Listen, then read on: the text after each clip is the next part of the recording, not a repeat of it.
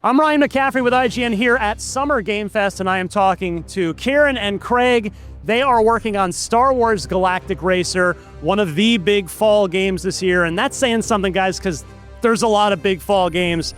I just played the game for 45 minutes. I'm a huge Burnout fan from back in the day. There is clear Burnout influence here. Can you guys talk to me about that? I know there's some members of your team that have those games, the Burnout games, on their resume.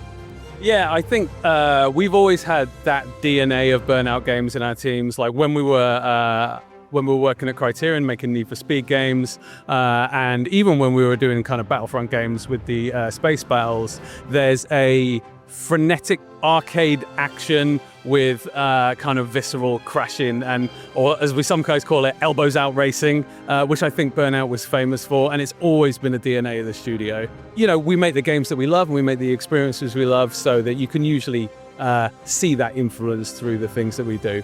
But it wasn't our goal to make a Star Wars Burnout game. Right. Our goal was to make the most authentic Star Wars vehicle experience that we could. I mean, the takedowns are straight out of, for like even the camera angles, and I love it. That's a compliment, not a complaint. Annihilated. So Craig, I wanted to ask you on the Lucasfilm side, what was the pitch meeting like for this game? Like, I imagine it was a pretty quick yes with these guys? It was a pretty quick yes. We have wanted to make a new Star Wars racing game for a long time. Fuse Games came in with an exciting pitch, but the pitch wasn't Star Wars Burnout. It was, what can we do with a Star Wars racing game that hasn't been seen before? How do we tell an exciting new story? How do we bring that visceral sort of speed of pod racing and racing as you've seen in Star Wars to this next generation? And sometimes we like to think that pod racing actually inspired Burnout. So it kind of goes both ways, and we're kind of closing the loop a little bit. Oh, I love that. Kieran, one of the things I really loved when I sat down and played for the last 45 minutes or so is there are some on-foot parts. For me, it added a lot of color to the world, kind of fleshed out the thing. I'm not just going race to race to race. I'm walking around a little bit, different planets. So can you kind of talk about baking that in and like how much of it you put in versus, because there are certainly players that they want to get in and race, but you sort of talk about adding that layer to the world of Galactic Racer. Yeah, absolutely. The structure of the game has you trying to reach the next planet through the league. So originally what we really wanted to do there is just have, I was calling it boots on the ground. So it's not just another track. The planet is a personality in the fact that it's Jakku or it's Lantana. It's like lore-accurate planets inside the Star Wars universe. But also we want players to experience that in a way that really kind of is meaningful. And I think slowing down a little bit, having a bit of foot play allows you to do that. But not only that is integral, that it has a rich narrative as well as visceral action. So we wanted a space that you could slow down a little bit, experience some of those story moments, experience the lore and the kind of authenticity of looking at all the Star Wars kind of things in there. And also just walk around your vehicle a little bit. You've customized that vehicle, it's there, and like it's amazing being able to walk around in 360 and just see every single little detail. Craig, did you guys at Lucasfilm have to either rein these guys in when you're making a game about getting other racers to crash, and there's certainly there are lines that get drawn in the Star Wars universe, or conversely, like with a lot of the power-ups that I want to ask Kieran about in a second, did you guys kind of egg them on and say, no, go further with some of this stuff? I'd say we were absolutely like, what's the expression of racing that this team wanted to do in Star Wars? How do we want to make it feel authentic? Again, talking about the paddocks and walking around, we felt like they were already understanding how to tell a good story through the interaction of our characters. Now let's just open it up and see what we can do on the racetrack, or what can we actually bring to that through abilities, through crashes, through allies and rivals, and this sort of the dynamic aspects of these escalating tours. Let's go for it. Let's do something completely different and reinvent this and tell us what you guys want to do.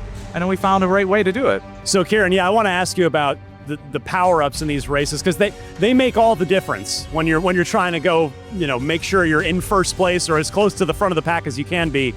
What are some of your favorite of the power-ups that are in the game? My favorite power-up is a part called the Hail Mary Reset, which turns every single boost or every single ramjet into a gamble of whether it's going to reset or not. So you can get infinite ramjet and completely dominate the field, but every time you're ticking over and you might explode, there is a percentage chance that that will happen. There is nothing more exciting than every couple of for one, you're infinitely boosting around the track, which is incredibly exhilarating at those kind of speeds. But also, you've got that moment of well, I really need to push it here because I really need to get through. Shall I take another gamble on that overheat? The whole power-up system in general creates a place of combinations that I just haven't seen in arcade racing games before. We've made a lot of arcade racing, and we want it to be, the very core of it is just a really great feeling racing game, but also we want to do something new and give something back to the arcade racing genre. So we tried to innovate there and create something with, I believe it's trillions of combinations. There's builds in there I haven't even found yet. Love it. I want to ask this of both of you guys. What's your favorite planet to race on? Kieran, I'll let you go first. It's probably Ando Prime. There's a cooling mechanic on there which you can play with in your build in a very, very outside-ed and interesting way. But also, I love drifting, and we've done a lot of drifting games, and it kind of times 10 the drifting when you're frozen, so you can play the whole thing frozen. It's a really exciting and interesting physics experience. Craig, how about you? I love Durban Acos. I think that planet looks completely different than any other we've done. The track feels unique to all the other planets, and it lands in a location that we are sort of supporting and building out as the prime location for the Galactic League. So it's something completely different than the other ones. I love them all, but for me, that's the one I like the most. What's the weirdest note that Craig and the Lucasfilm team have given you so far?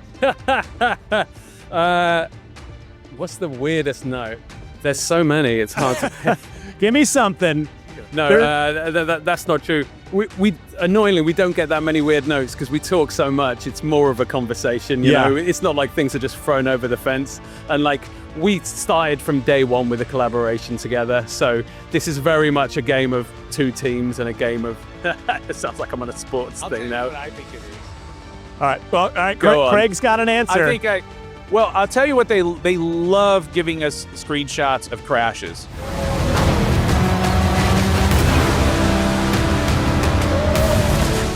They love to show that. They love to show that. So I'm like, hey, let's just actually see a really nice shot of a pod racer. Let's just see that and not put a bunch of crashes in there. So you want intact racers. I want to see the beauty shots. I love it.